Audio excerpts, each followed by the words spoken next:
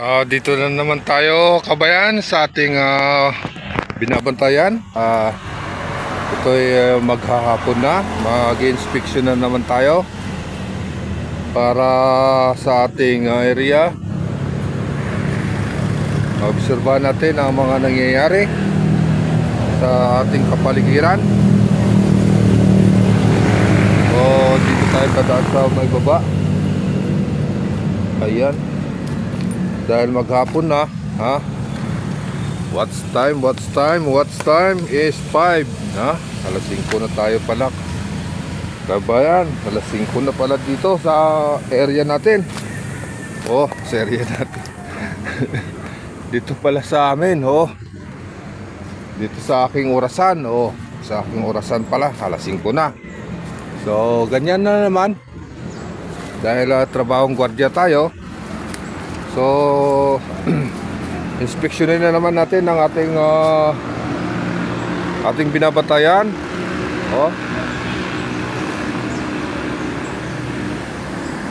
So, napapansin kong okay naman. Green na green pa naman yung mga nakikita nyo. Ganyan. So, proceed tayo. Dahil hapon na, nagmamadali na tayo.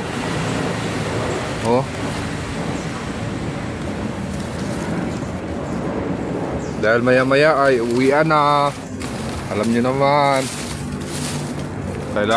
kailangan rin umuwi, diba?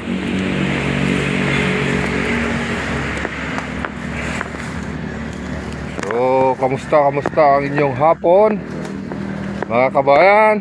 Kamusta ang hapon nyo?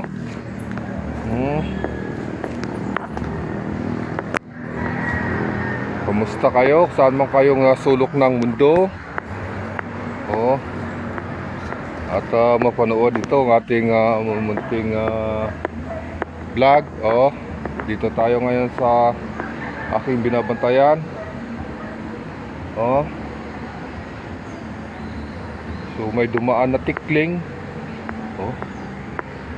Tikling na ibon. Alam nyo po yung tikling na ibon. Dumaan doon sa baba. Doon.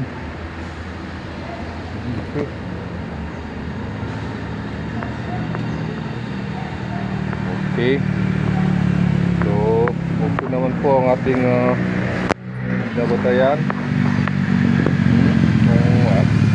As you can see, kabayan, bulol lang ako sa English, kabayan. Mahina ako sa English. Yan, may tumunog.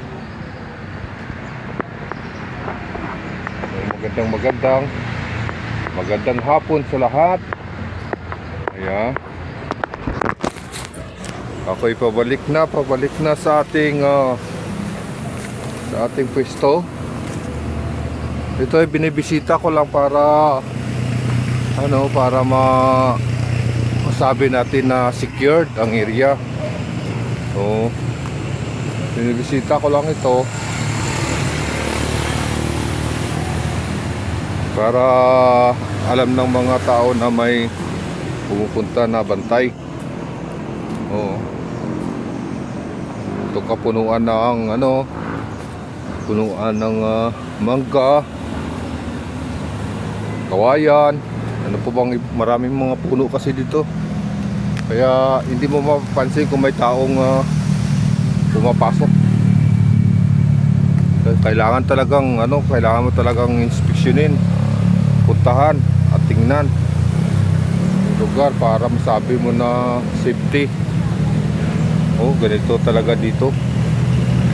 Hindi yung puro tingin-tingin lang ako. Wala. Laging palpak pa ganun. Kailangan mo talaga puntahan at tingnan, pagmasdan. Ganun talaga dito.